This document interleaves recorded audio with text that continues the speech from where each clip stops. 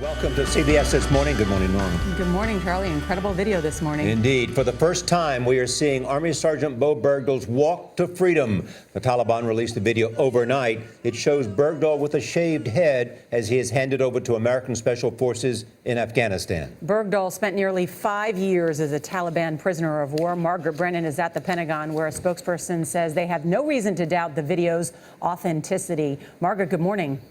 Good morning. Well, that nearly 20-minute long video shows the first images of Bowe Bergdahl since his release. The 28-year-old appears dazed. He blinks very rapidly in the daylight and is dressed in traditional Afghan clothing. U.S. Special Forces perform a very quick body search for explosives before hustling him away. Flanked by 2 Taliban militants, Bowe Bergdahl walked towards 3 members of U.S. Special Forces. The Taliban held up their signature white flag as U.S. Special Forces approached with their arms in the air. Bergdahl is taken by the Americans. One soldier then gives a thumbs up before walking him back to the helicopter. He is searched, then lifted into the aircraft. As the chopper lifts off, the words "Don't come back to Afghanistan" flash across the screen.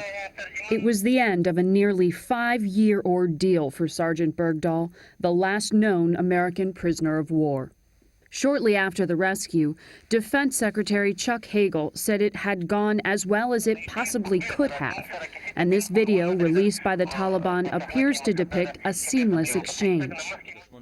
Moments before the transfer, Bergdahl is seen waiting in the back of a pickup truck, clean-shaven but weathered. U.S. Black Hawk helicopters can be heard in the background as the camera pans to more than a dozen armed militants.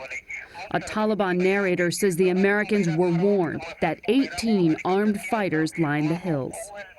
Following the handoff nearly halfway around the world, 5 Taliban leaders were released from Guantanamo Bay, Cuba.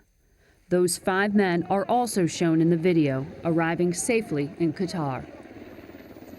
The video has obvious propaganda value for the Taliban, which is touting the release of its senior leaders as a major accomplishment. You may have noticed that CBS blurred the faces of those Special Forces soldiers in the field for security reasons. As for Bowe Bergdahl himself, he remains in stable condition, undergoing tests at a military hospital in Germany.